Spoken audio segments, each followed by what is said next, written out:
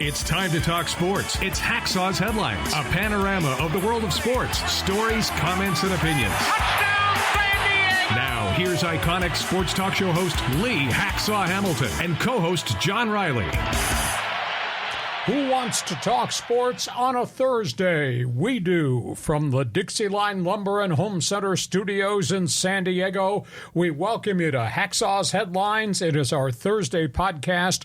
As we go towards the opening of the college football season, the NFL is just around the corner. Here comes the great sports weekend. Good afternoon, everyone. This is Lee Hacksaw Hamilton, along with my co-host, broadcasting from left field, John Riley. We welcome you to Hacksaw's Headlines, brought to you by DIXIELINE Lumber and Home Centers.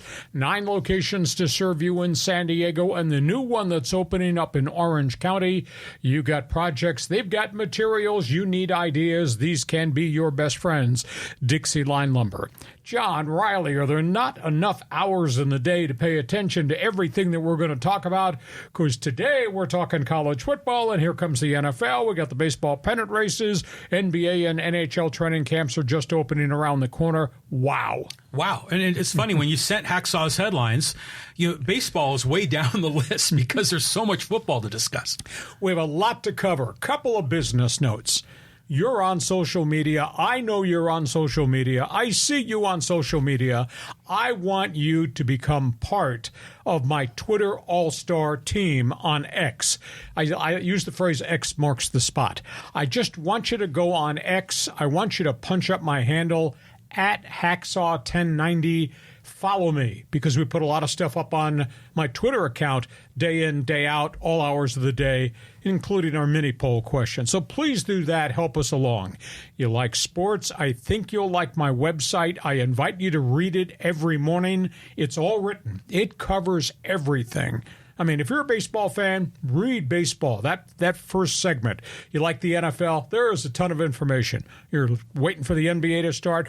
You're a hockey fan. You're interested in PGA, golf, LIV, NASCAR, IndyCar, F1, soccer, whatever. It's all there in one spot. You give me 5 minutes. I convinced this guy to do it. I gave him 5 minutes every morning. Now he thinks he's the smartest. You need the best 15. You have so much in there. All the games, all the updates, all the injuries, all the transactions. It's an insane set of information you put together. So don't listen to the dummy host. Listen to the very smart co-host. Just sample my website. I guarantee if you look at it every morning, it's 5 minutes of your time, you will get addicted. When you go to the website, there's a big orange box there. We are going to throw a beer tequila party. We got that in the plans.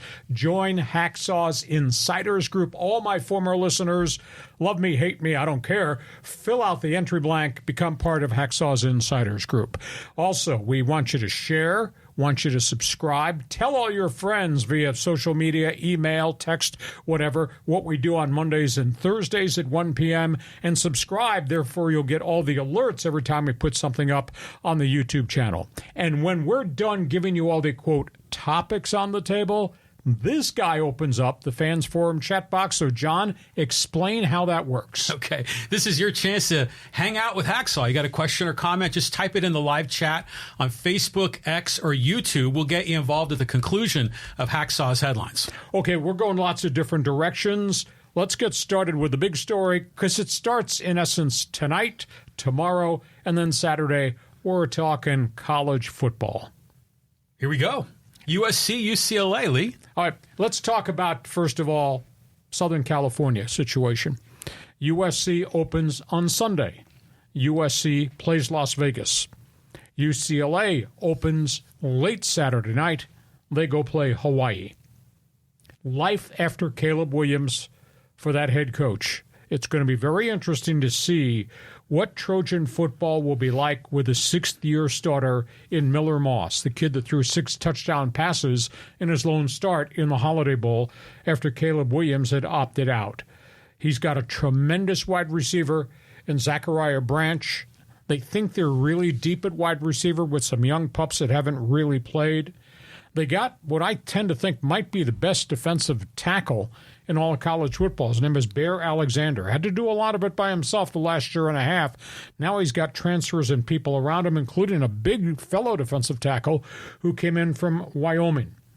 They've got 9 transfers on the Trojan defense as Lincoln Riley's trying to fix what has been wrong for 2 years in a row. But this schedule, holy cow, John, this schedule is so rugged. They open with Brian Kelly and LSU. Then, over the first 4 weeks of the season, not only do they play the Bayou Bengals of LSU, they play Michigan and they play Wisconsin. All that in the first 4 weeks.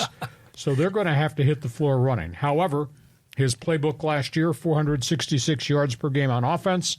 However, his defense gave up 432. But of all the recruits he brought in, maybe the most important is Danton Lynn, the defensive coordinator, who came from UCLA. So that's the storyline with the Trojans. Crosstown, UCLA plays Hawaii in Honolulu, non-conference game, to start their schedule, and then they move into the teeth of the schedule just like that, and it's really going to be hard. I'm not sure that Deshaun Foster, the incoming head coach, is the biggest acquisition they made. Maybe the biggest acquisition is Eric Bieniemy, who came from the NFL after all those years as a play caller and a coordinator at Kansas City and with the Washington Commanders.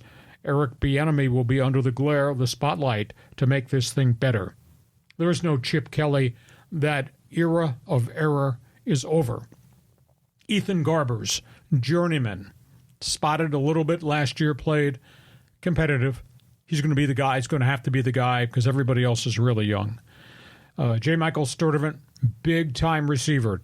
Now, got to catch more than 35 passes, if I'm going to use the word big time. I mean, he's got to be a 50 to 70 reception guy, but he's been in the program at 6'4". He's about ready. I like their running game.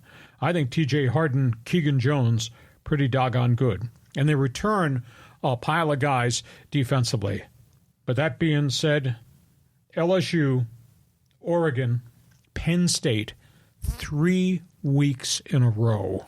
Starting next week, their season could be over.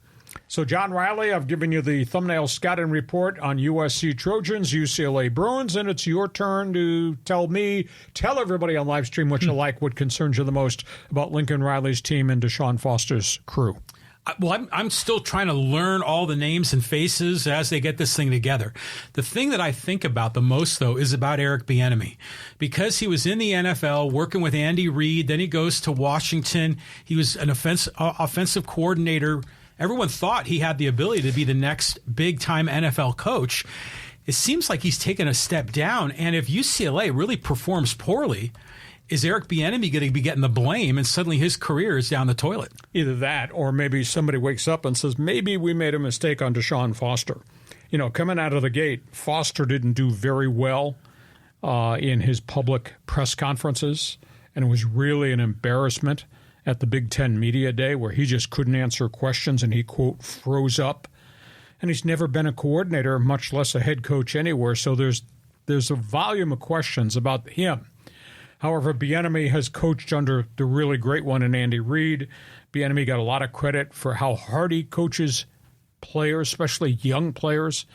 And I think he's coached UCLA, which, by the way, has closed a lot of its practices and not gotten a lot of preseason pub, which I think is wrong. I think you need to expose a new coach and the new coordinator to the fans and the alums, et cetera, and they've kind of locked this thing off.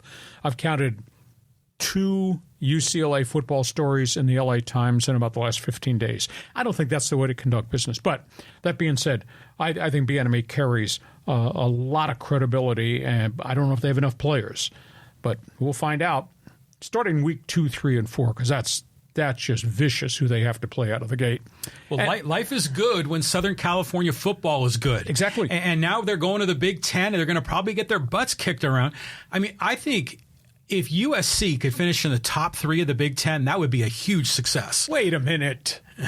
They were picked to finish 15th out of 18 teams, John Riley. USC? Oh, no, UCLA. Yeah, UCLA is definitely bottom half. If USC and Lincoln Riley can finish in the top 3, I would say that's a great accomplishment year one. He put together a jigsaw puzzle roster last year with so many transfers around Caleb Williams, and they did pretty well till they had injuries and they fell apart at the end defensively. He's got another box of jigsaw puzzles he's going to put around Miller Moss. He knows talent. He's gotten talent to come there. Schedule's rugged out of the gate for them, just like it is for UCLA. So fascinated to see what happens. Now, I will say this, as they play LSU on the weekend, on Sunday in Vegas. It's not in Baton Rouge, it's in Vegas.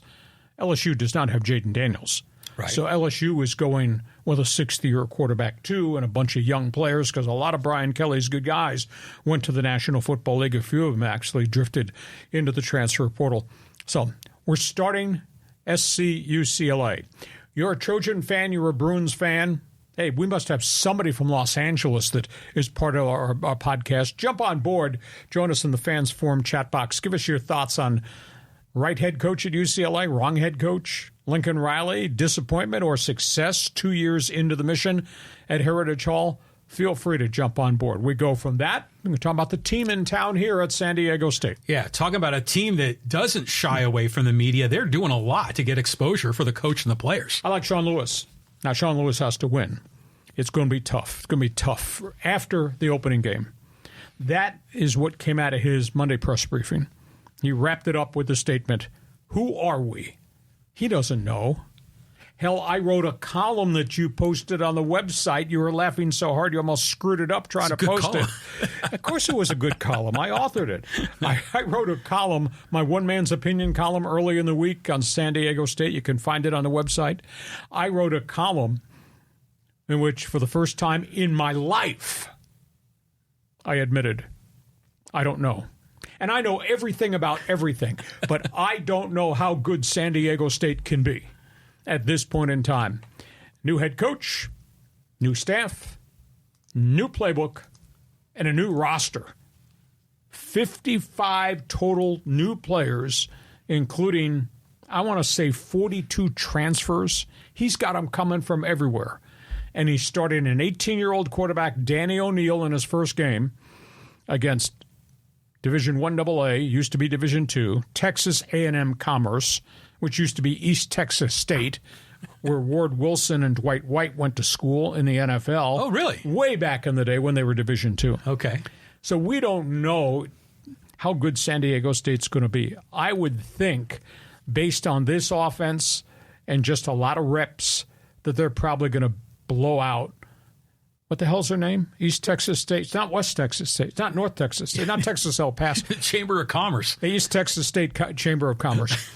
They're going to blow these guys out. But they just better. need reps. But I don't know how good they're going to be. And I will tell you, week 2, they play Oregon State. Week 3, they play Cal. So we're going to get a much better read by 3 weeks from now. But this guy's resume is like neon lights. They flash. What he did at Kent State, which was on the floor, face down in the gutter when he got there, by the time he left, they were averaging 600 yards per game in the Mid-American Conference, throwing the ball all over the place. He could duplicate that here because this is a different level. This is not where he was a year ago at Colorado in the Pac-12, where everybody's got athletes and coordinators and lots of numbers to throw at you. This is the Mountain West, like it was in the Mid-American Conference. And you just don't have enough players defensively to match what he's got at the line of scrimmage. You don't have enough time to prepare for what they're going to run. You know, they'll try to run 3 snaps in 60 seconds offensively because they go no huddle. And with now the headset communication, he'll say, Lemon, Oregon, 22. And that quarterback gets it in his headset now with the communication. And, you know, Lemon describes run versus pass. Mm-hmm. Oregon describes short, intermediate pass or down the field pass. And 22 is some form of blocking formation. That's the language that will come through Danny O'Neal's headset. And they will run a lot of plays. You know, we had a sneak preview. You and I, we watched Colorado last season, must-see TV at the beginning of the season. I mean, you were floored. I was exhausted how many snaps they ran with Shedeur Sanders at quarterback. Well, I think Sean Lewis can trigger that, but he's doing it against Mountain West Conference defenses who don't have the numbers of athletes who can run and who can catch up to you. So I'm fascinated there. Other question in the argument is, are they tough enough defensively? Because a lot of players are gone. And Brady Hoke and Rocky Long's resume was, we will punch you in the mouth because we have cement tough defense. Well, a lot of those guys are gone, and we don't know how good this defense is going to be. But offensively, wow. It's going to be cool to watch in Game 1 against East Texas State Chamber of Commerce, whatever the hell their name is. Okay, your thoughts on the Aztecs? I think this is going to be really exciting. I mean, imagine if he turns out to be very successful. It'd be another one in a long line of innovative coaches that have been here in San Diego. You know, Don Coryell, and you can even talk about Steve Fisher and all these other great San Diego State coaches and pro coaches. But you know, it's funny, is that article you wrote, like, I don't know. You were like stumped, and it was a great article. And I shared it on Facebook in a couple of the San Diego State Aztec football clubs. And boy, they had a field day with it because all of them were kind of expressing the same thing. They're all excited, but they have no idea what is going to happen. So they're all kind of hopeful that it's all going to work out. And then they started talking about you know, like Hacksaw. Oh, you know, some of you remember, like you as the announcer back in the 90s. And that was Marshall Falk era. Yeah. So that they think of you as the signature sound. Other people are like, no, not Hacksaw. I like, you know, Uncle Teddy, or I like this guy or that guy. So it's just fun to see that debate, but you got a lot of love in that post. And there were a few out there that posted, see, I told you that dumbass doesn't know anything. Now he admits he doesn't know anything. Only about the Aztecs. Right. Hey, you're a San Diego State fan, friend, and alum. You need to be in the Fans Forum chat box. We have not had an Aztec football respondent in the chat box on Fans Forum in a long time. So feel free to jump on board. We need to create a Kiss My Aztec chat box. I got in trouble for that. I came up with that idea doing talk show radio because I was just trying to ignite some response from the fans, and we decided that we'd take the 10th phone line, and that would be designated the Kiss My Aztec line.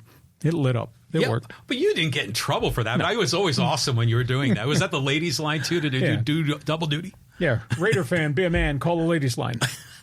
Okay, we go from that. We're not done with college football because you got some other storylines here we want to talk about. Yeah, let's get some of these top teams, like Georgia, number 1, maybe? Okay, this is the ranking of the top 6 in college football. And this is really important because there's another storyline that we're going to talk about momentarily. Georgia's ranked number 1. Kirby Smart, number 1 in the country in recruiting. Carson Beck right now probably is the lead candidate, with apologies to Deion Sanders, quarterback son of Colorado. I think Carson Beck is probably the lead candidate for a Heisman Trophy. Now, Georgia's got some problems off the field, wide receivers, running back injuries, players in trouble who've been suspended. But Georgia is number 1. Ohio State, Ryan Day, he's there. Brand new quarterback, brand new offensive coordinator. And Ryan Day's really struggled to beat Michigan. And there's a weird feel out there from Ohio State fans that I interact with that if this is not a championship season, they got a head coach in waiting, Chip Kelly. I don't want Chip Kelly to be a head coach again. What he did to UCLA, what he's done ever since he left Oregon, doesn't qualify him to be a head coach any longer anywhere. Chip Kelly is the offensive coordinator. Do have a new quarterback. Will Howard, transfer Kansas State, wrote every passing record at K-State through 48 touchdowns in the last 2 years. And they got Travion Henderson, who I think is one of the best big running backs in college football. So Ohio State is number 2. Oregon, number 3. Dan Lanning lost a lot of players, including Bo Nix. Lost his running backs, lost his wide receivers. But they just replenish because they are one of the great recruiters on the West Coast. He gets a 6th-year transfer quarterback. Dylan Gabriel comes in, played at Central Florida, transferred to Oklahoma, and now is at Oregon. He's thrown for almost 14,900 yards in his career and 125 touchdowns. He's a really good left-handed quarterback. So Oregon, you got to pay attention. Texas, this to me is one of the strangest fits of all time, and it's really worked. Steve Sarkisian, who was from out here, played at BYU, head coach here in the Pac-12, was at the University of Washington, got fired, had alcohol issues, went into rehab. He was a man on the street, kind of resuscitated his career by going to Alabama to work for Nick Saban. Steve Sarkisian is the head coach at Texas, and he's had really good success, and he has just recruited the daylights out of the Midlands, the West Coast, and obviously the Lone Star State. He's got 2 quarterbacks. He's put them back on the map. And by the way, their mail is now being sent to the Southeastern Conference. So Texas, is going to be worth watching. Not just what he's done, but what they're going to do where the program's landed. Alabama is sitting there. They are ranked 5. What will life be like after Nick Saban? Pretty good coach. A lot of surprise hire that he left the day after the season ended at Washington. Kalen DeBoer takes over at Alabama, has not missed a beat. And he's got a quarterback that nobody's talking about that should be talking about because he played well at the end of last season. Jalen Milroe, over 3,300 all-purpose yards, and he's a Heisman Trophy candidate, probably in the same sentence with Georgia's quarterback Carson Beck. So Bama's going to be good. And the wild card in the whole thing, connect the dots on all this, Ole Miss. Ole Miss, coached by the guy that USC and the Raiders fired, Lane Kiffin. Ole Miss, dominant recruiting. Ole Miss, hauling in guys in the transfer portal all the time. He's got a fourth-year starting quarterback who's a former Trojan, Jackson Dart. He had almost 4,000 all-purpose yards last season. Had a good season last year, faltered at the end, didn't get there in the SEC championship game. But all these guys are back, and all these newcomers from the portal are back. And how's this for a rumor? This is going to be the final fall for Lane Kiffin at Ole Miss. Now, there's no Pac-12 for him to go back to. Rumor is he'll cross the state line if he has a banner season, and he'll go to the NFL. He'll go to the New Orleans Saints, who have a coach that's on the hot seat, and the Saints have not done well. So there's all kinds of storylines down there at Ole Miss. So we'll keep an eye on that. So, John, those are the top 6. Anybody else would have to be a surprise to put themselves in the upper echelon.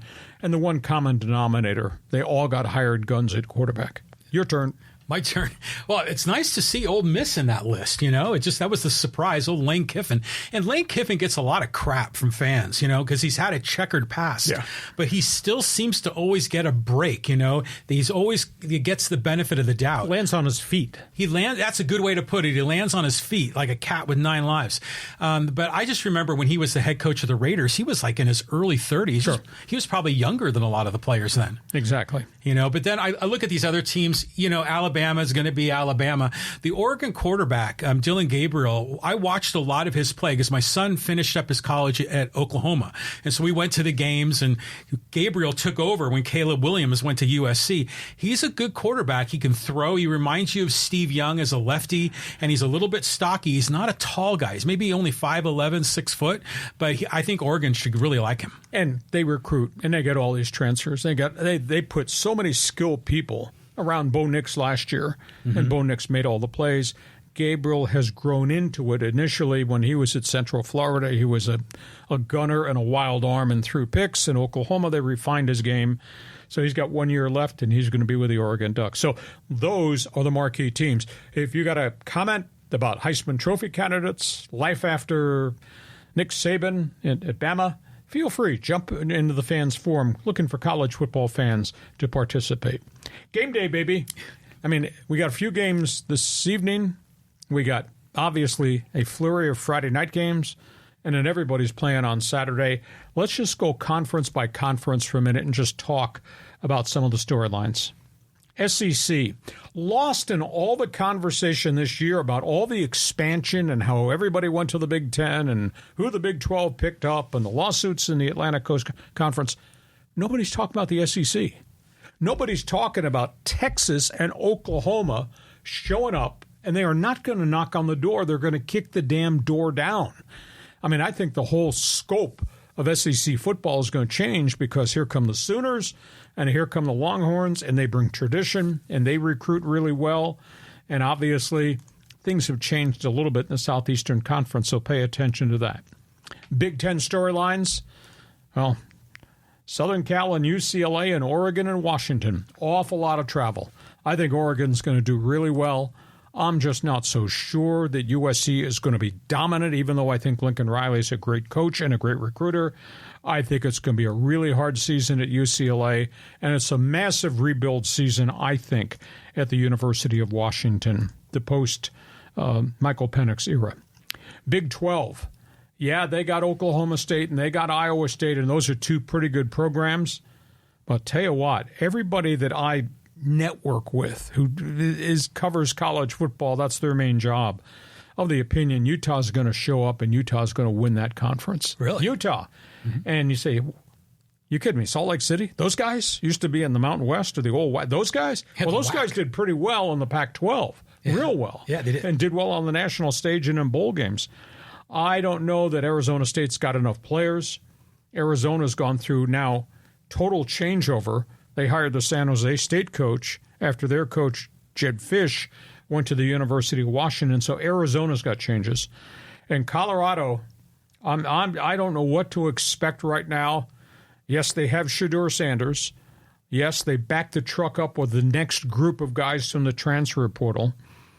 But I just wonder if all the firefighting going on between Deion Sanders, local media, national media, and all the junk off the field with court cases is going to wind up being a big distraction. Colorado goes into the Big 12. And I'll tell you, because it happened last year, and I projected a year ago this week it was going to happen. The Pac-12 teams are going to run up scores on him because they were pissed about what he did to all those players in the portal. And I think the Big 12 coaches are going to do the exact same thing to Deion Sanders. And he's not going to get benefit of doubt from anybody in the media because he's dumped and pissed off all the media in Boulder, in Denver, and now it's become a true national story. So I think Deion's got trouble in the Big 12. Atlantic Coast Conference, they're not on anybody's radar. And it's because Florida State and Clemson are trying to sue to get out of the conference. They're trying to end what was a 20-year television deal that they agreed to because, quote, they're not getting enough money. Well, Florida State ought to be concerned about the Seminoles on the football field because they got bashed by Georgia Tech in the first game played in Ireland. That's right. Last weekend, yes. So there's a lot of infighting going on there. And the other story is the college football playoffs. And this is going to be interesting to watch. They're going to 12 teams this year, Riley, and we're going to be arguing about that, I'm sure, all fall long. It's going to be great. I can't wait. You're hard to get along with. 4 conference champions from the Power 4 all qualify. The 5th qualifier will be the best from the group of 5. That could be somebody from the Mountain West if they're highly ranked, like a Boise State. Could be somebody from the Mid-American Conference, maybe a Toledo or a Miami. Somebody from the group of 5 will get 1 team in.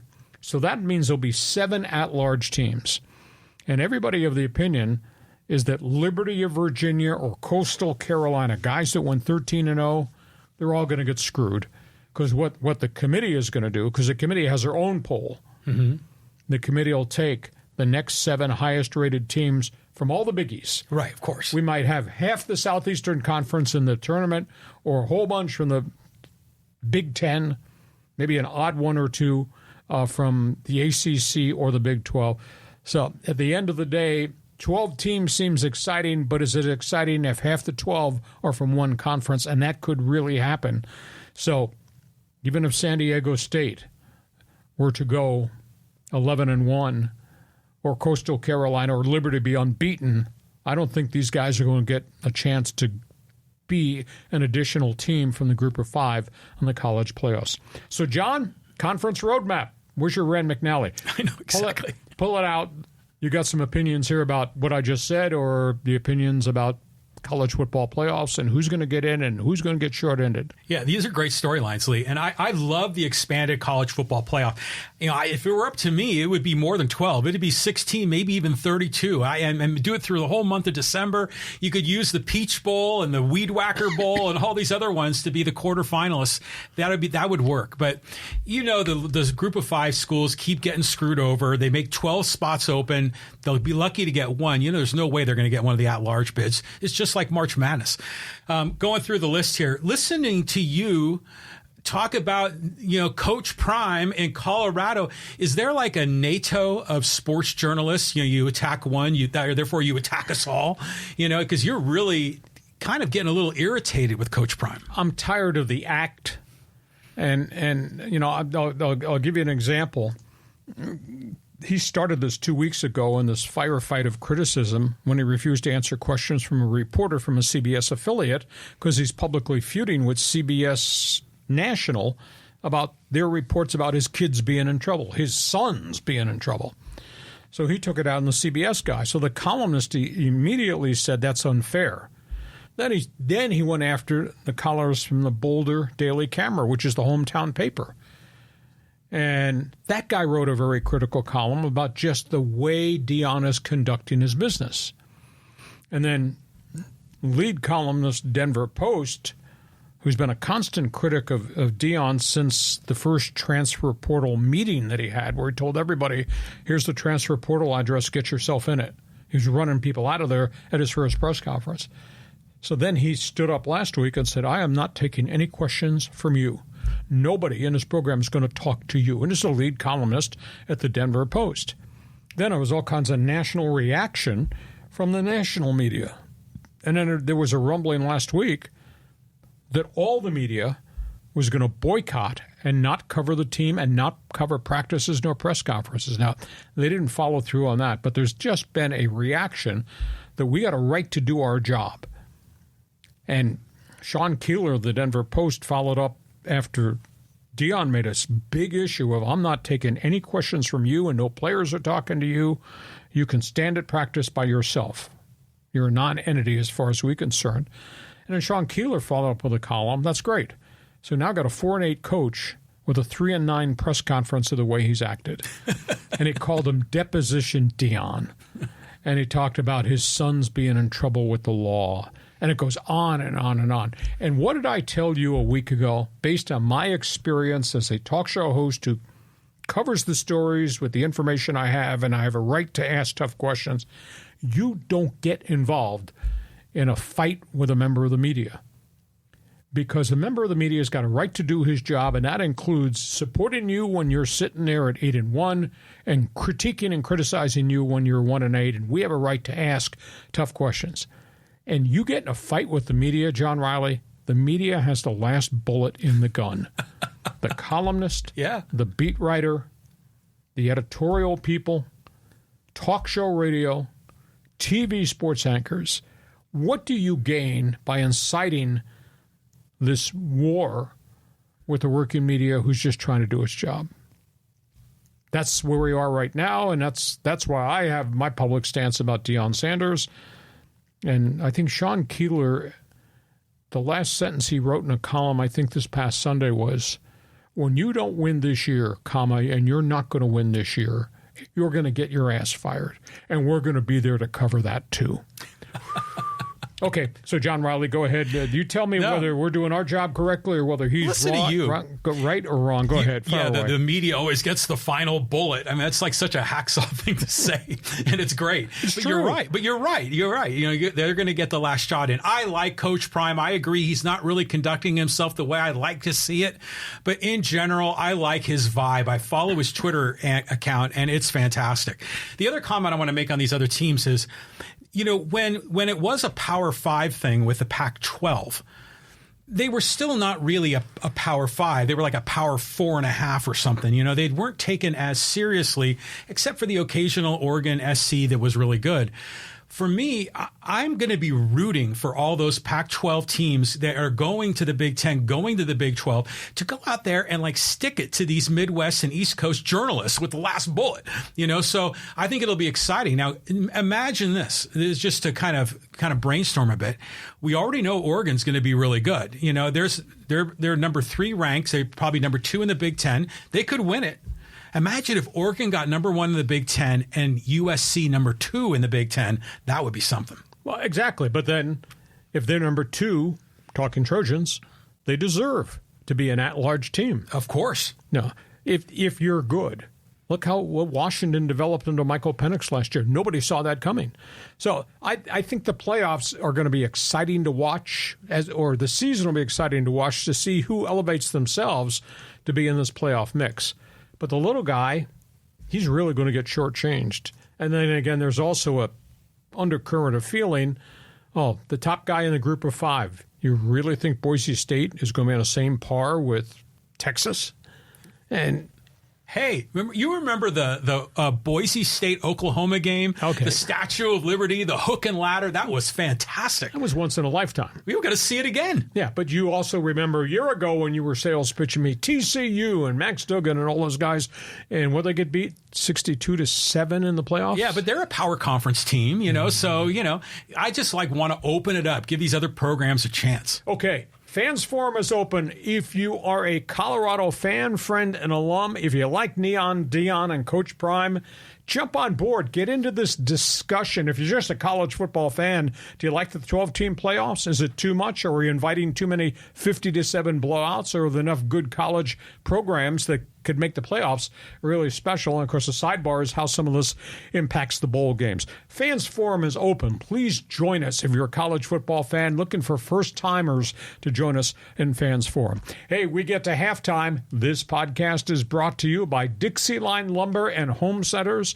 Regardless of the project, whether it's something in the home, the family room, the kitchen, whether it's cabinets, whether it's sinks for the bathrooms, whether it's something outside, around the patio, around the swimming pool, even something at the office, you got projects, they've got the materials.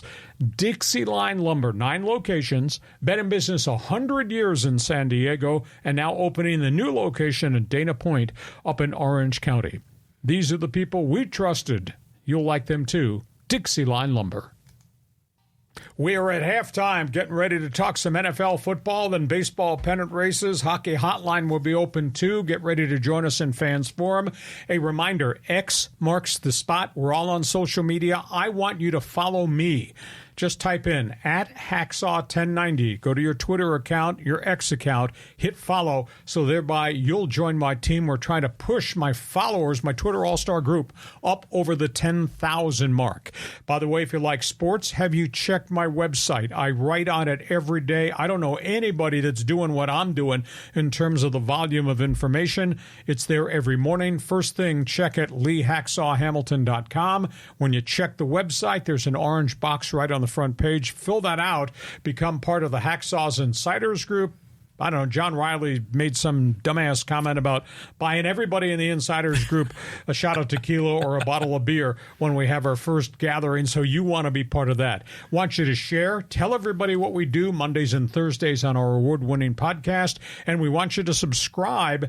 Just hit that subscribe button. That way you'll get the alerts every time we put something new up on the YouTube channel. And John, when we're done telling them about all the topics on the table, again, for everybody who's new, has never participated, at the end, the fans take over the podcast called Fans Forum. Fans Forum, yeah, it's your chance to get involved. You already can see Greg is up there, David, Hugh, Michael, Callan. So if you got a question or comment for Lee, or you got a comment about Coach Prime or what you expect for week 1 of the college football season, just type it in the live chat, Facebook, YouTube, or Twitter. Fans Forum coming up in just a couple of minutes. Now, let's talk NFL football, John, because we are a week away from the start of the season. We are, and I'll tell you what, Lee, you are a prognosticator on this first one. Okay, wheeling and dealing. You know, roster cuts, trades, free agent signings from other teams, guys placed on injured reserve. Let's just go through this laundry list here on the board. The Chargers. I said that they were going to need another quarterback. They went and got another quarterback. It was the quarterback I talked about last week. They signed, or they actually traded for Taylor Heineke, who came from the Atlanta Falcons. This guy was a former starter for a brief time with Carolina. He was a starter for the Washington Commanders. 12-11 as a starting quarterback, 39 touchdowns, 28 interceptions. As a backup to Justin Herbert, I think he's really reliable. The thing that's unique is what happened in the last 48 hours. The new general manager of the Chargers, Joe Ortiz, he's made more deals in 48 hours than the former general manager Tom Telesco made in his 9 years. He traded for, I think, a potential starting cornerback in Elijah Molden. He came from the Tennessee Titans. They just made a deal to get Hassan Hawkins, a former running back at Michigan who played for Jim Harbaugh. Unbelievable special teams gunner and averaged almost 22 yards per kick return. So those guys are coming in the front door. They made some decisions on name players not to keep. They cut the big 6'8" tight end Donald Parham. He wound up signing almost immediately, going to another team. He was cut.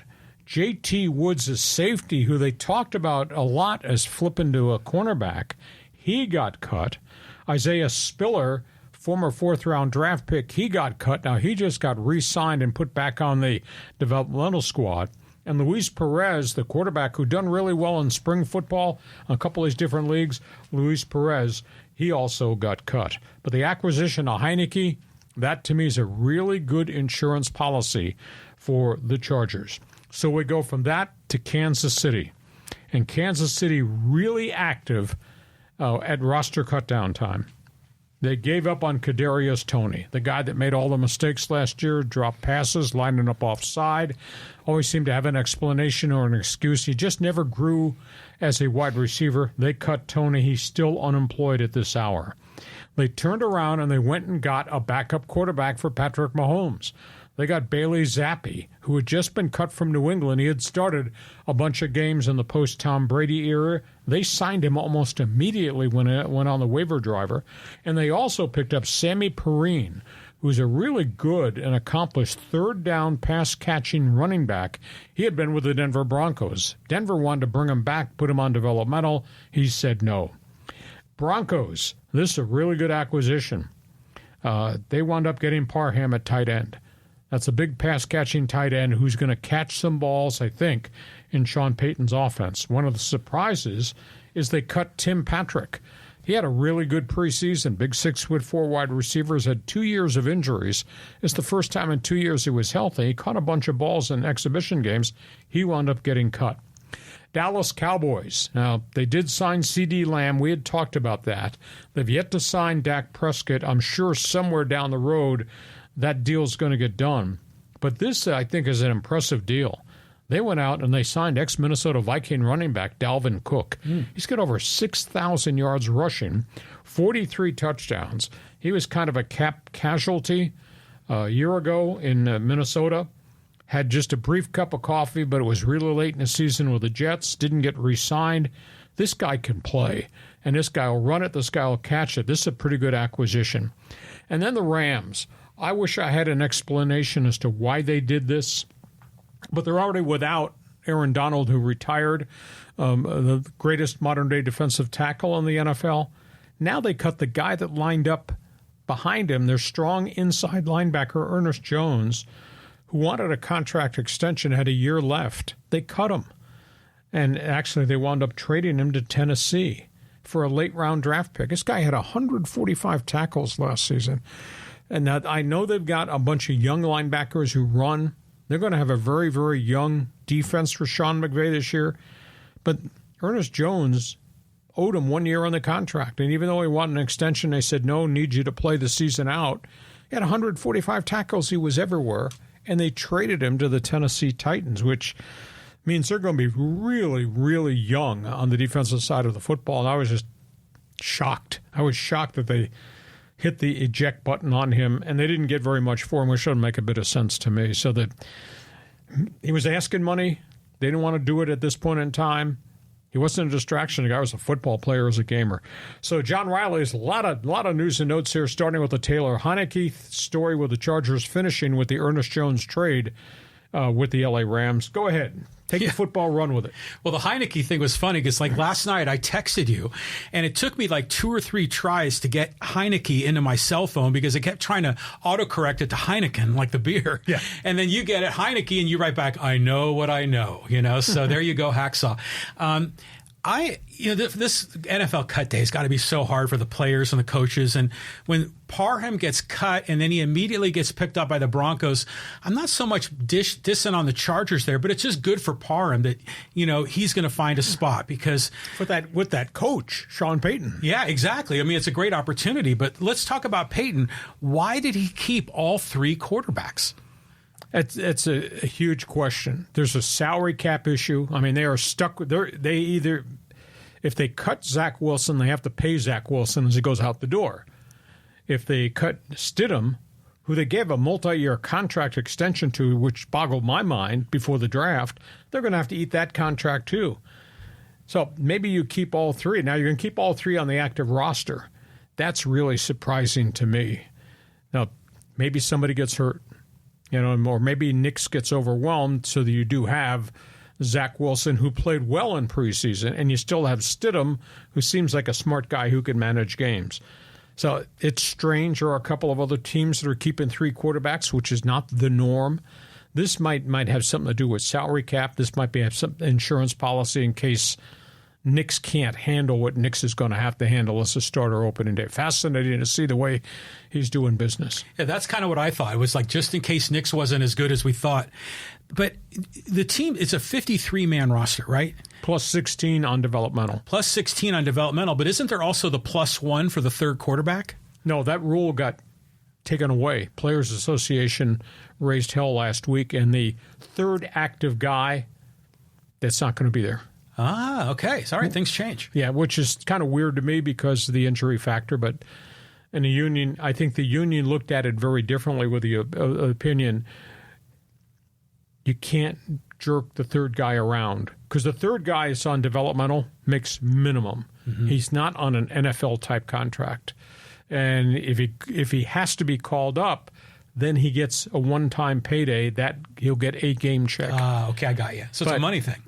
I think it's a money thing. Yeah. But at the end of the day, 3 quarterbacks and a new tight end, and I think Sean Payton's had himself a really good preseason training camp with all those running backs are healthy, all the wide receivers are healthy, which kind of surprised me that they let Tim Patrick go because he was one of the veterans that had finally gotten healthy after back-to-back years of major injuries. So I think Denver is going to be fun to watch.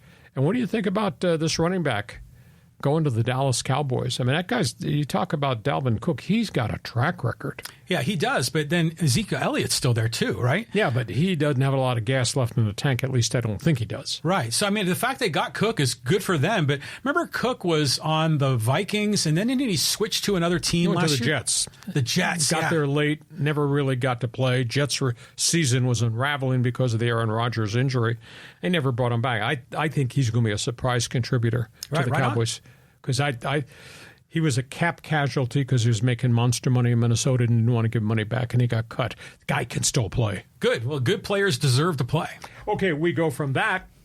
Next topic on the table, even though it was the opening of the NFL season, pennant race baseball. Yeah, and this is shaping up to be a great September league for the Padres, the Dodgers, and the Diamondbacks. My whole life, I always thought the worst place in the world for a pitcher was Coors Field, Colorado.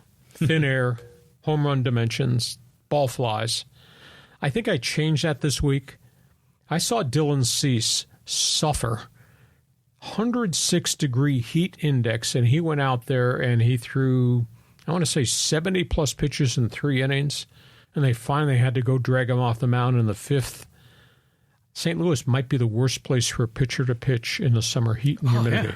Yeah. I mean, and this 4-game series it's just been really hard on Padre pitching. I mean, they took the field today. The heat index was 97. And you saw Musgrove struggle with it last night. Now, the Padres have won some games and then lost some games. So I think St. Louis might be the worst place on the planet to pitch. And the Padres are losing again to the Cardinals on the heat and humidity today. However, that being said, Padres are hanging in this playoff chase. They have so many different ways to beat you. You know, we talked on Monday's program about the fact that they don't strike out. They don't kill a lot of rallies with strikeouts. They put the ball in play. I mean, you just look at the batting order. That's how they have all these come-from-behind victories and all these 8th and 9th inning home run rallies. They just got guys that put the ball in play.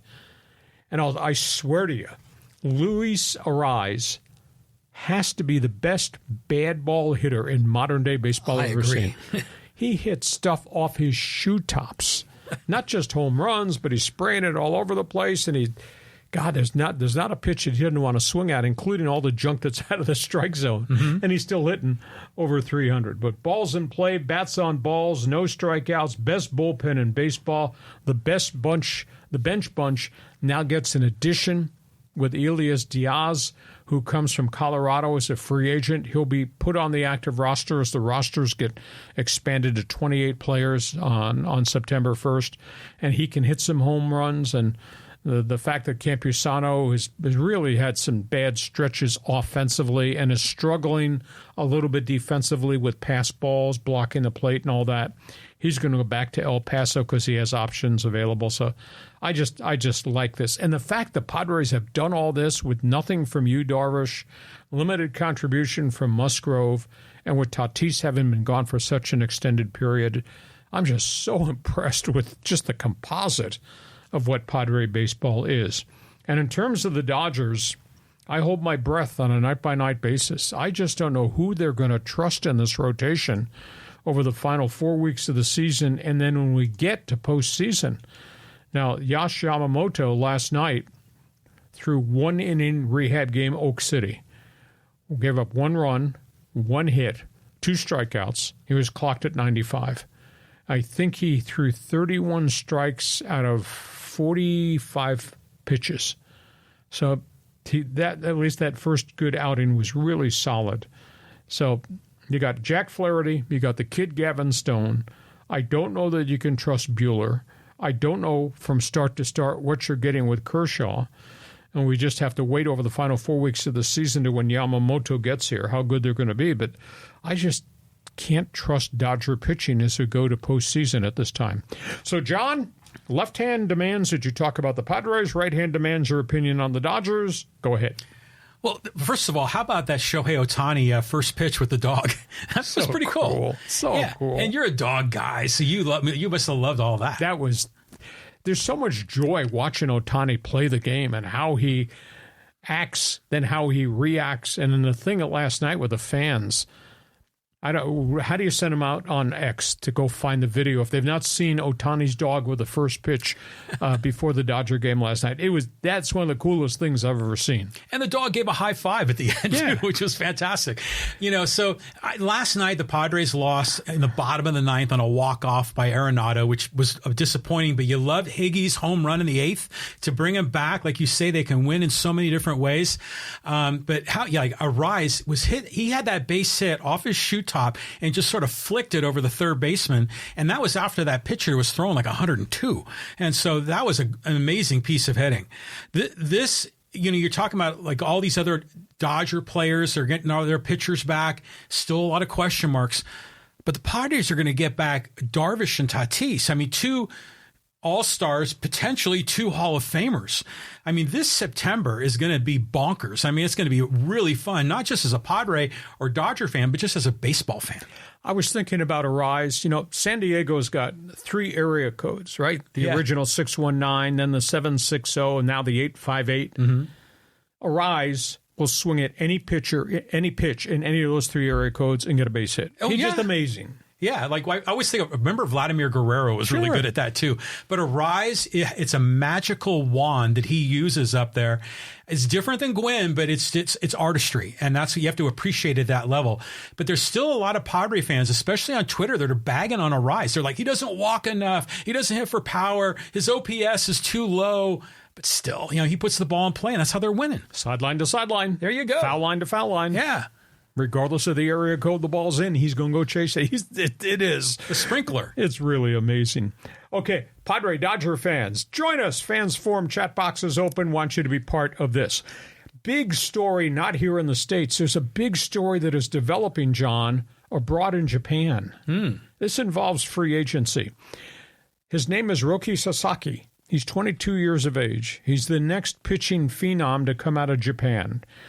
The union that represents players in the Nippon League is negotiating with owners, and they want a total change in the operation of baseball free agency.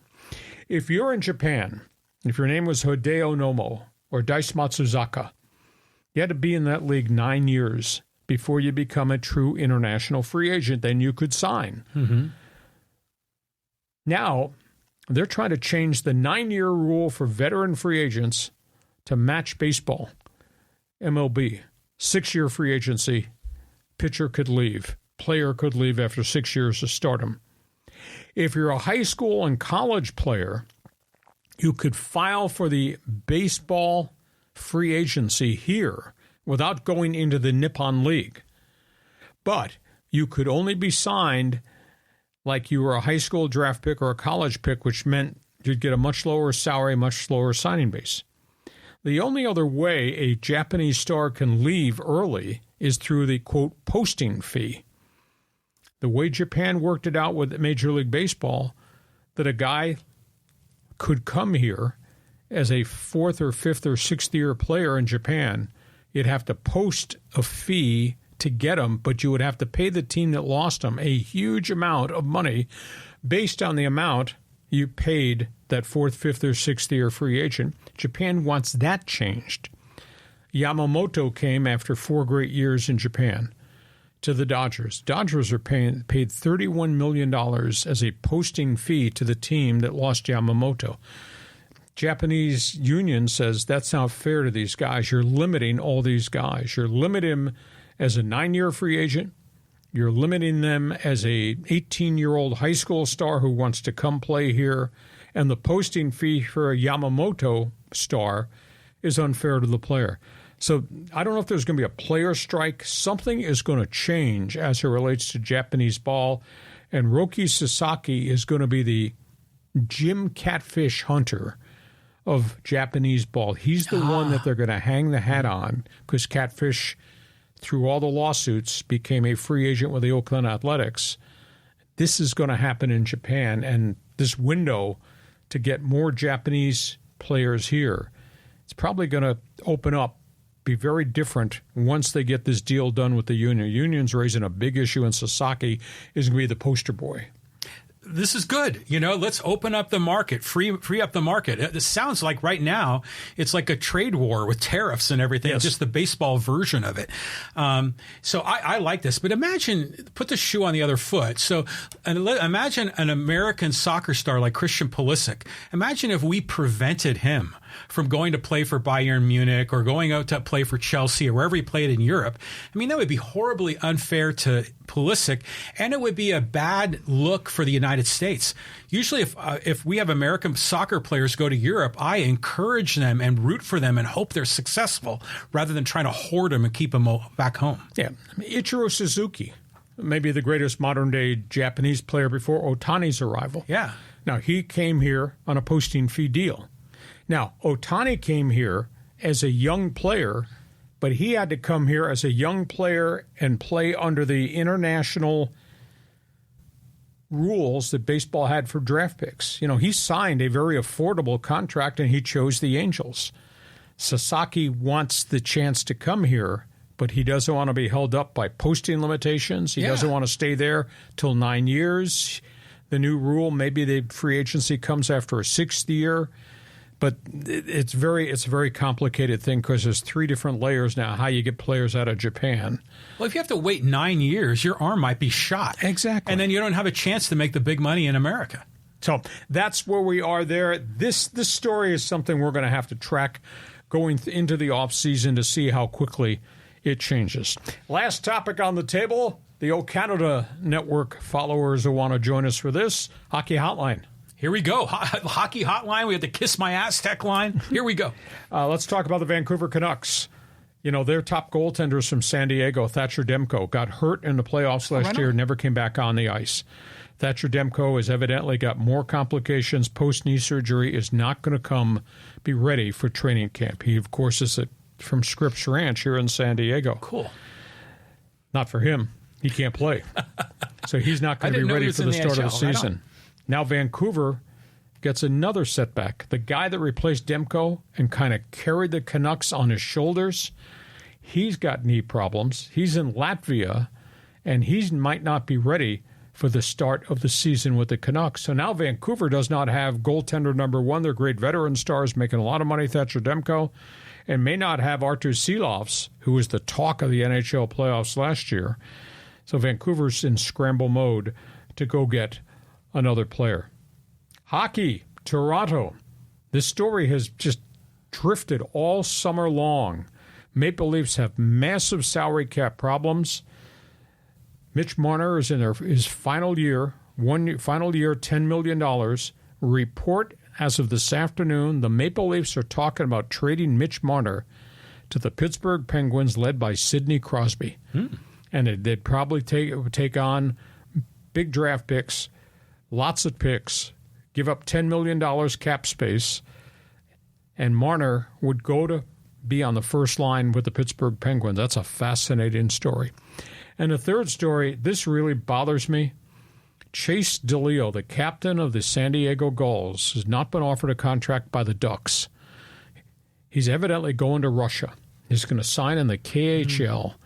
And this guy, Never got much of a chance to play in the NHL, but this guy's been a vested veteran, 125 career goals in the American League, and he's the leader of the San Diego Gulls. I'm disappointed, because he's a good guy and a good player and has been trustworthy as a leader. I'm disappointed because the Ducks have not brought back any of the 5 top veteran players to the AHL team, and they've not had a lot of success here in the last 2 to 3 years with Gulls hockey. And now you're letting your captain go, and he's going to Russia to play. That's really disappointing, and I just asked the question, what is the blueprint? I understand the rebuild that's going on in Anaheim with Pat Verbeek, and I know it's painful and it takes time, and they've got a lot of young players, and they're force-feeding them all. But this franchise has taken a terrible hit because none of the high draft picks that we thought were going to get here came here. They wound up going to Anaheim, and they wound up losing and continue to lose, and they've not signed anybody. I mean, the Ducks are sitting here like $21 million beneath the salary cap. They got $21 million in free agent money, and they haven't brought anybody in, and they haven't brought any veterans in to help the San Diego Gulls. I'd hate to see this be a third straight really substandard season here in San Diego, but here's the example that Chase DeLeo is going to leave to go to Russia because the Ducks haven't offered one of the vested veteran players a contract to stay. So I don't understand anything. But you want to talk Vancouver, or you want to talk about the Maple Leafs and Mitch Marner going to Pittsburgh? Feel free. Well, the Ducks thing, as I remember, you were talking a lot about how they had those veterans with the Gulls that were like a AAA team, and they could bring them up, and they never did. And I think, we were hoping the Gulls would be a decent team in the AHL, and the Ducks would have a bright future. So you're right. I don't understand the blueprint. But that guy going to play in Russia, I mean, that's not a good choice these days. I mean, Brittany Griner got stuck in Russia. You don't know how that's going to unfold. I mean, that's like a desperate career move. I worry about that guy. Well, except that there's a lot of NHL veteran players and even AHL veterans that have taken contracts to go play in the KHL. Really? It's very strange. I concur with you wholeheartedly based on what's happened, Russia, Ukraine, the war, Putin, and all that, and the whole Brittany Griner mistake. But there's a bunch of guys that have played in the NHL that might be veterans at the end of their career, or AHL veterans who've taken the paydays and have gone to play. And I asked that question of somebody else in hockey, and they said, no, those guys are treated like royalty over there. Really? As long as they stay out of the political venue. Yeah, and then make sure you don't have any like recreational marijuana on you. Yeah, exactly. Which is, I think, what took Griner down. The other comment I want to make is that the Canucks, I love their logo. I mean, that whole artistic style that you see like with the Seahawks, and it's that whole Northwestern America. My family, we were in Vancouver a number of years ago, had a great time, really in a vibrant city. Oh, great city. And had a lot of San Francisco vibes, I remember, while we were there. But we were traveling through this park that's on the end of a peninsula on the city, and they had these big totem poles that had that same style of artwork and, things that we also saw in Alaska. So that whole vibe is kind of cool. Yeah. So good for Vancouver to have like a legit #1 pro sports team because they lost the Grizzlies. I like to see Vancouver have something to love. And not have either one of their goaltenders. I mean, we're just weeks away from the start of training camp, and there is no Thatcher Demko. And now the story that broke at noon today about Artur Silvios, who just saved him last season and backstopped him deep into the playoffs, and now he's got a knee injury, and he's back in Latvia, and they don't think he'll be ready for the start of the season either. That's not good news. So, Hockey Hotline is open if you want to get involved. Our podcast is brought to you by DIXIELINE Lumber and Home Centers. There are 9 locations to serve you in San Diego. You got projects. These are the people to do business with. Just remember the name, DIXIELINE Lumber. We are ready. We are set. It's time to go. Here comes the other popular segment of the show. It's called Fans Forum. John, this segment belongs to you. Belongs to me. Well, let's kick it off with Callan. Callan always joins us just about every podcast. Afternoon, gents. Lee, thoughts on the Ducks shifting from Bally to Victory Plus alongside the Dallas Stars? I'm eager to see how this works, but thankfully it'll be free of charge in the San Diego market. Well, it'll be free up in L.A. and Orange County. They were all victimized. I think there's 12 NHL teams that were hurt by the Diamond Sports bankruptcy and the whole Bally Sports shenanigans. And the Ducks have decided to go separate. They're going to be on KCOP regional games. I would assume that'd be all the West Coast Rocky Mountain games will be on free TV, and then Victory Sports, you'll be able to access it there, I guess via streaming. I'm not big on streaming.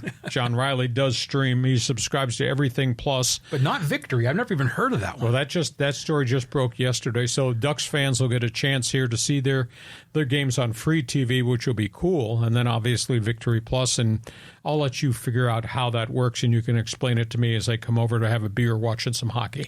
Well, I remember it was Fox Sports San Diego that would oftentimes have Clippers games and then Ducks games. And then it'd be in Bally Sports. Yeah, then it went to Bally, exactly. So, okay, so this is the same kind of vibe. So, yeah, it'd be great to be able to catch those games on TV. On we go. Next in. Thanks, Callum, for being with us. All right, let's go to Greg. Greg says, Lee, what would your Mount Rushmore be for Chargers quarterbacks?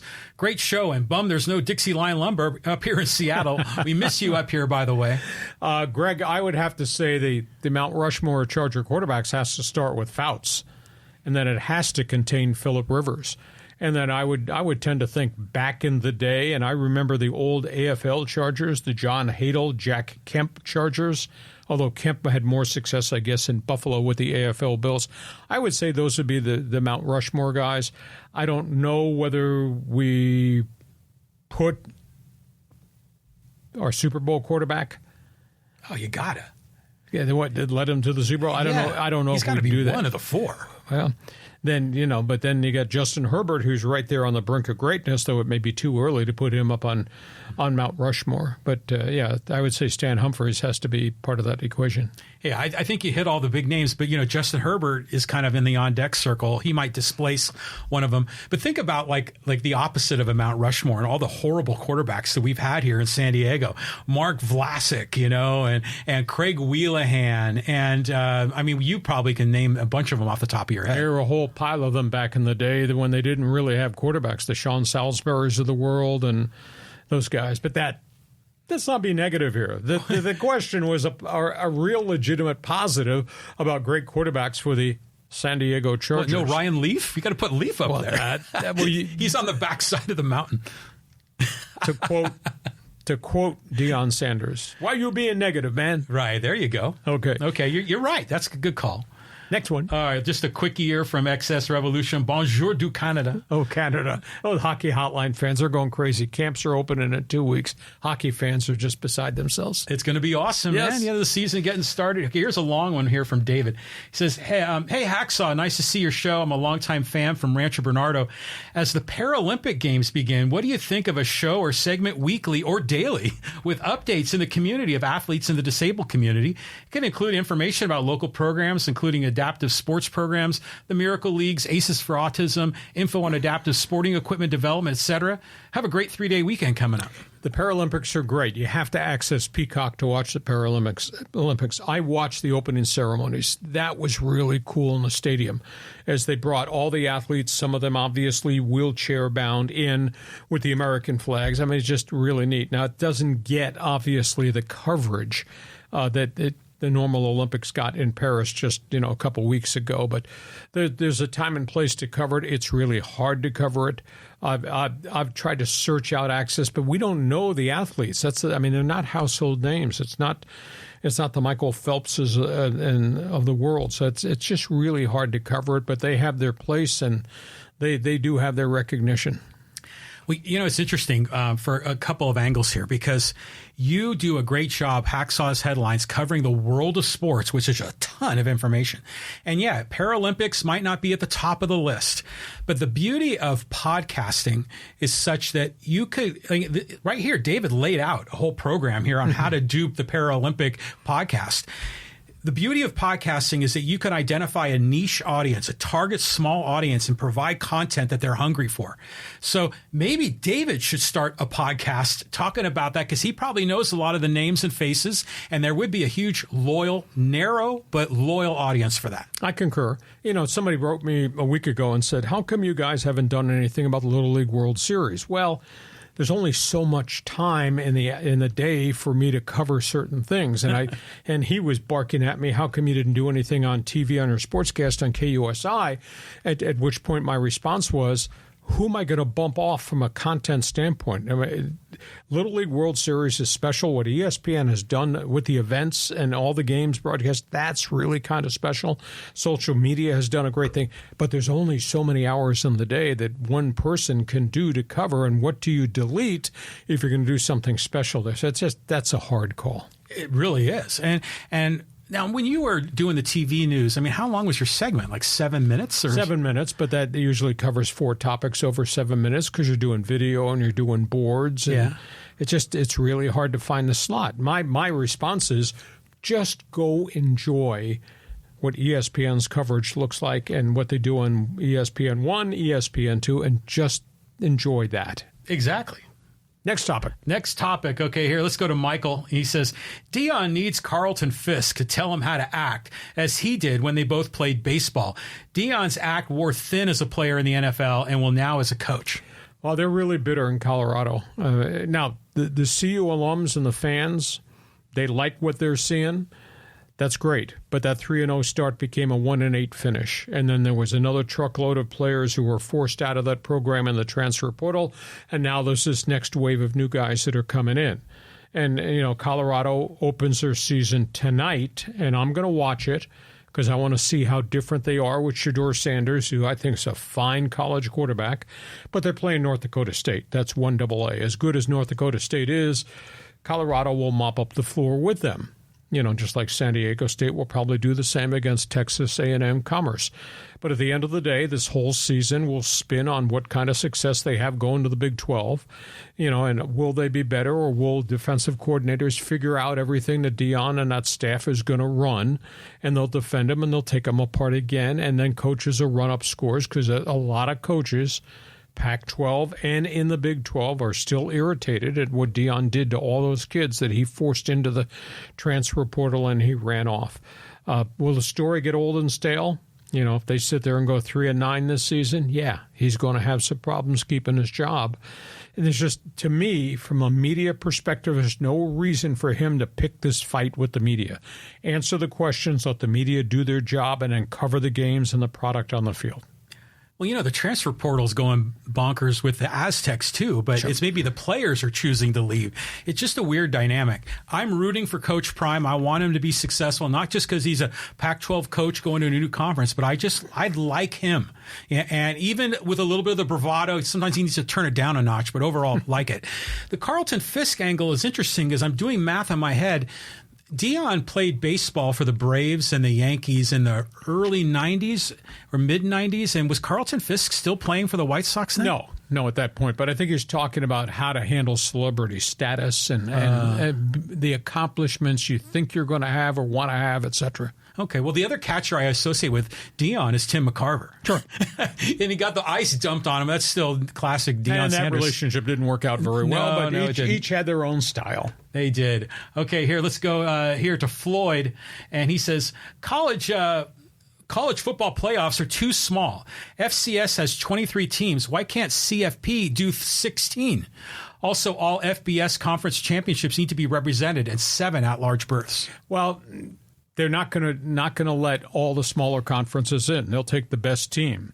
But the best team will be probably the only team. It'll be the highest-ranked champion from Mountain West, Mid-American, the American Athletic Conference, things like that. We're just not going to take everybody, and put them in, because then you're going to have 63-7 blowouts, and I don't think that's good for the college football playoffs. Now, the flip side, does there have to be a better balance? I mean, are we going to take 6 SEC teams and maybe 1 extra from the Big 12 and the Big 10? Is that how we're going to get the rest of those at-large teams in? Is that going to really be good for college football? I don't know. Well, even in that national championship, what was it? It was to TCU when they got blown out. It was like a 63-7. Yes. That was against, Georgia, wasn't it? By the way, I how do I say this? The FBS versus FCS, I always kind of confuse those in my head because I think of Division I and Division I AA and how those are different, but those are the new names for each of those, right? Mm-hmm. And so So which is the one that's, let's say, for the SEC? Is that FBS or FCS? Do you get? I mean, it's mind-boggling confusing for me. It is, and like USD here in San Diego is I always think 1AA. but it's one of those F ones. Exactly. All right, let's move on. Let's go to John. As much as I'd rather be concentrating on the games in NCAA football, the conference merry-go-round is stealing attention from the games. The ACU will start disintegrating like the Pac-12 after this season. The Big 12 did some damage control, but their marquee schools have already left. Nebraska, Missouri, Texas A&M, Texas, Oklahoma. Kansas is looking elsewhere now. The Big 12 will follow the AC. I assume he means ACC.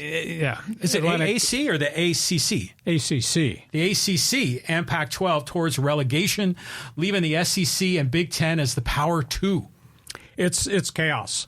I do think it'll probably change. There's a sidebar story we haven't talked about. The Big 12 met last week in Dallas with UConn. They want UConn basketball, but they have to take everybody else. UConn's football program is face first down on the floor. Mm-hmm. Nobody follows it. Nobody cares. And they want UConn Husky football to be part of the Big 12? You're kidding me. Yeah, well, it's so absurd. There's a lot of perverse incentives going on right now because everyone's chasing the money, and sometimes it just doesn't make sense.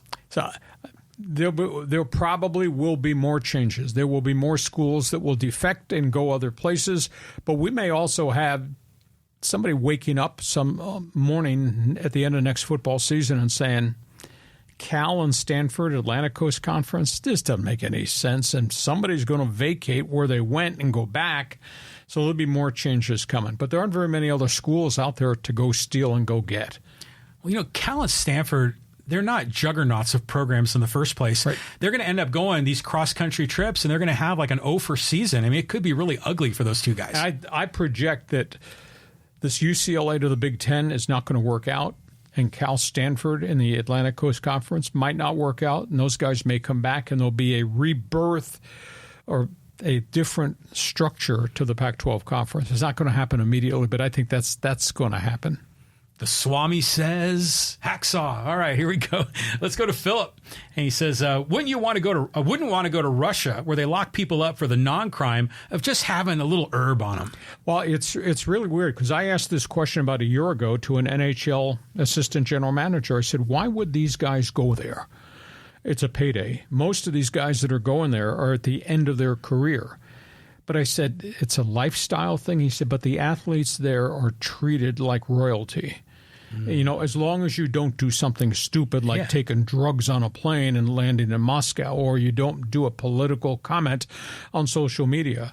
I feel bad because I like Chase Dillio. He's a hardworking, honest guy. I got to know him when he was in Winnipeg with the Winnipeg Jets. And now I'm bothered because the Ducks have not put a good product on the ice here in San Diego, and they've kind of screwed up what was a really well-run franchise. They used to draw 11,000 and 12,000 to home games at the sports arena, and now those crowds are down to 4,500 and 5,000, and the product hasn't been very good. They've been in the playoffs in a couple of years. I mean, I don't know what they're going to put on the ice here, especially if the Ducks are taking all those draft picks and they're still going to go to Anaheim rather than here. I have a feel that the NHL team has a responsibility to the local community to put a better product on the ice than we've seen the Ducks give the Gulls the last couple of years. Yeah, you bring up a number of points there. The first thing I thought of was Winston Shepard when he played for the Aztecs, and then he was a professional in Ukraine when Russia invaded. And I remember he had to hightail it out of there, and he was okay. But sports in the middle of a war sounds really tricky. The other comment the question I wanted to ask you is, you're talking about the Ducks, you're talking about Pechanga Arena.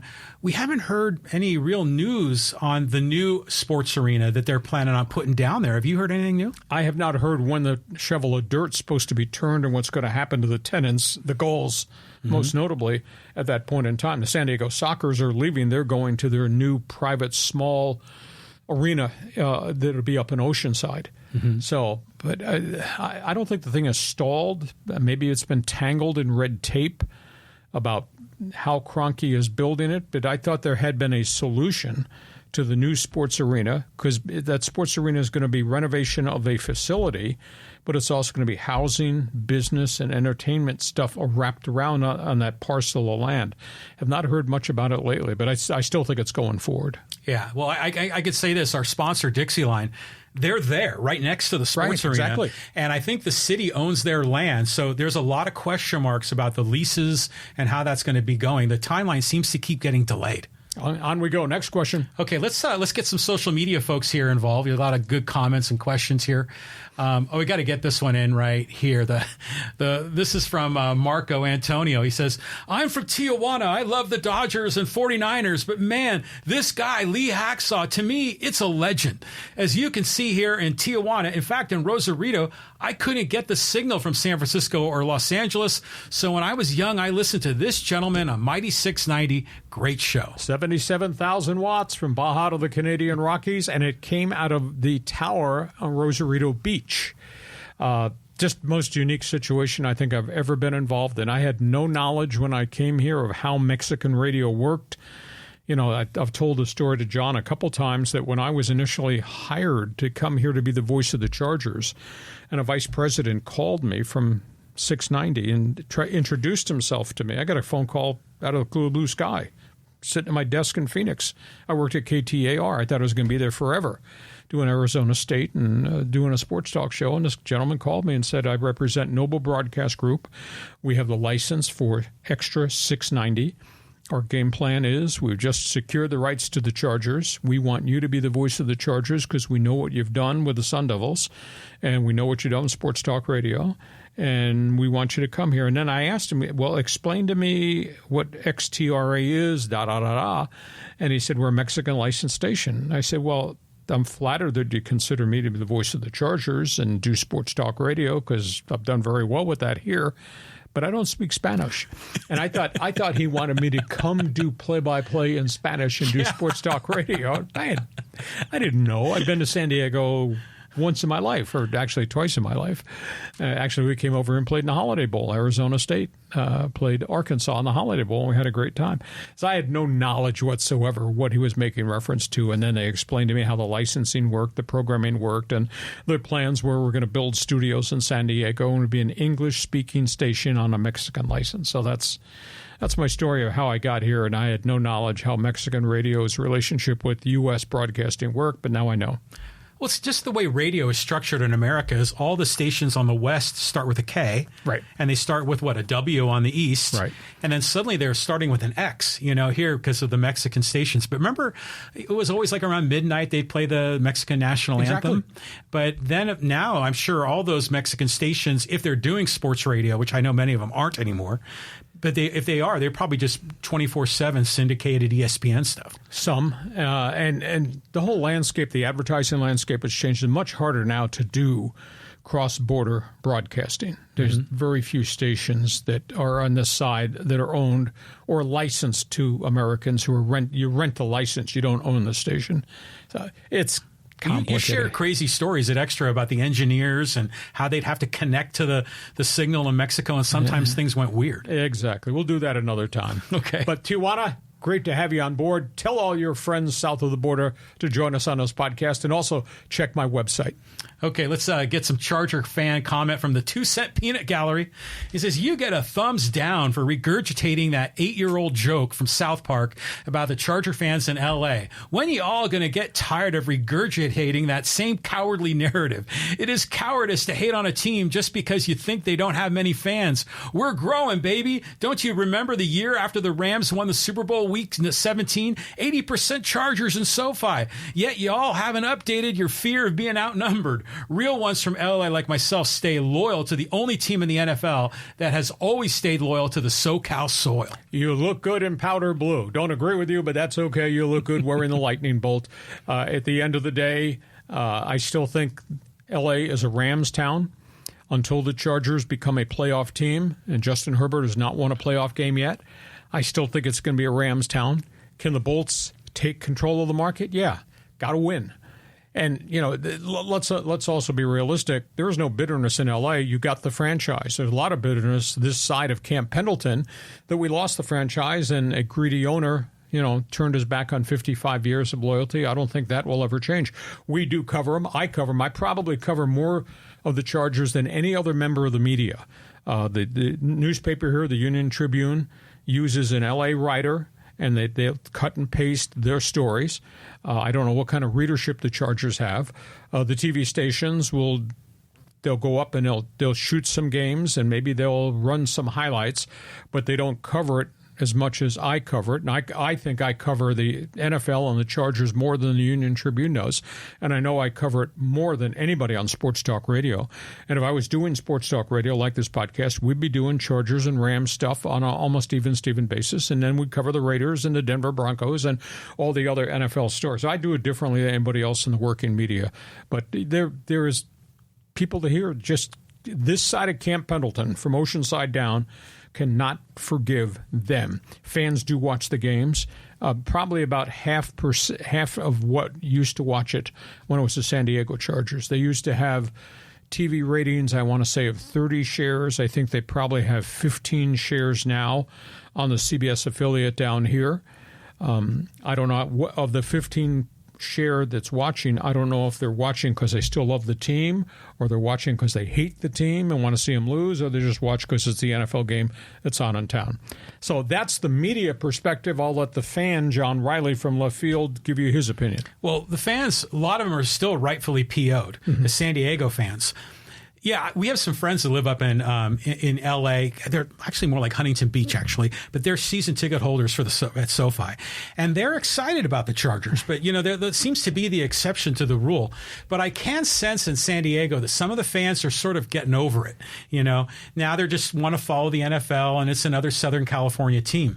But dude, you cover not just the Chargers, you cover everything. You are the hardest working man in sports journalism, and you think about what you do when you're writing your best 15, your one man's opinion, all the other things that you post on the website, the content on Twitter, the podcast, all the video clips and everything else that we're doing, it's like a deluge of hacksaw sports content that nobody does anywhere in Southern California. Well, thank you for the compliment. I work hard at it. I'm kind of addicted to it. That's why I have the website. If you've never checked the website, you're really missing something.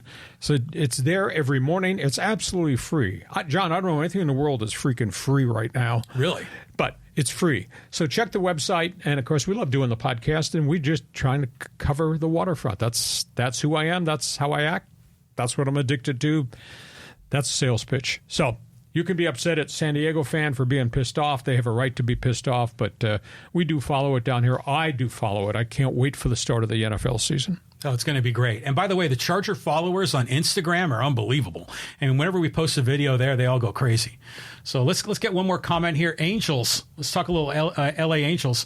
This is from Childish Cavillo. And he says, things are looking good after the owner made some costly mistakes. The young players are looking good, and we have some good prospects to look forward to. Also, most of the best prospects are in Double-A, which is good.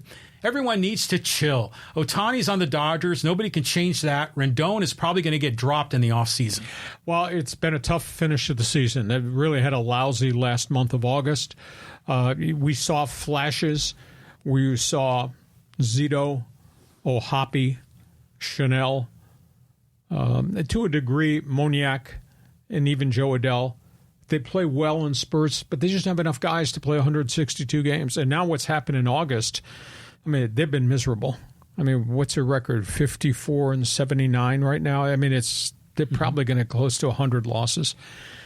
The young players, their farm system's not highly rated. They need volumes of young players. They need not to make mistakes in free agency. The pitching staff is wafer thin. It's just not. It's not a good look. And it's sad. On Artie Moreno's watch, this thing has just become a disaster. And once you dig a hole, it's tough to climb out of this hole. And there's no guarantee that free agency, because they've missed on 50% of the free agent acquisitions, that free agency is the solution. And sadly for Mike Trout, he's had all these years of just being hurt, and he can't stay on the field. And he's the last cornerstone of credibility they have from what was a good franchise once upon a time. So long road back. I wish he'd sell it.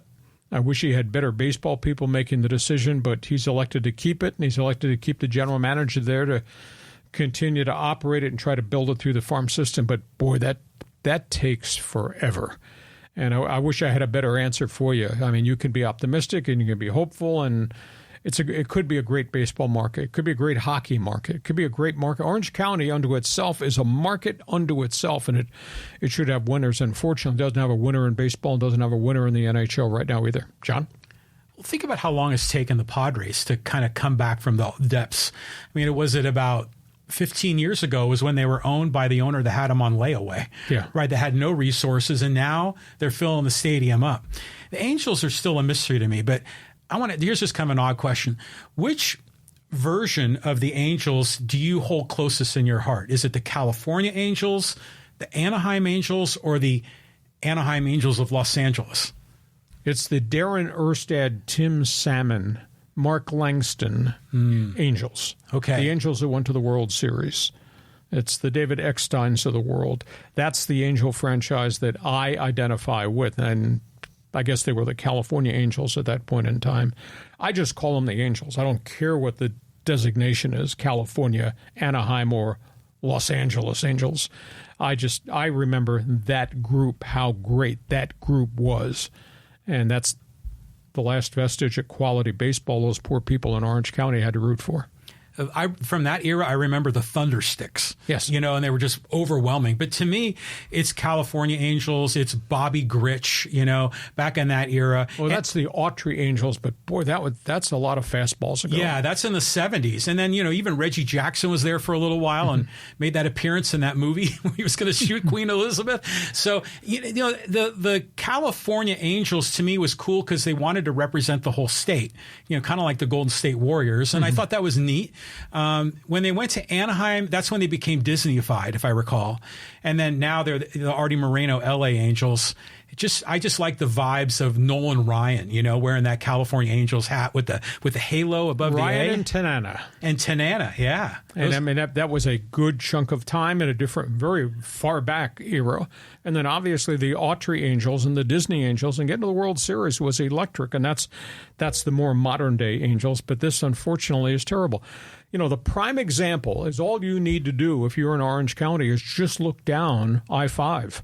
And look at what Petco Park has become, and look at what you can do. And this is a much smaller market than what I think is a much bigger market in the OC. Oh, yeah. Look at what has happened here, and that's a commitment to ownership.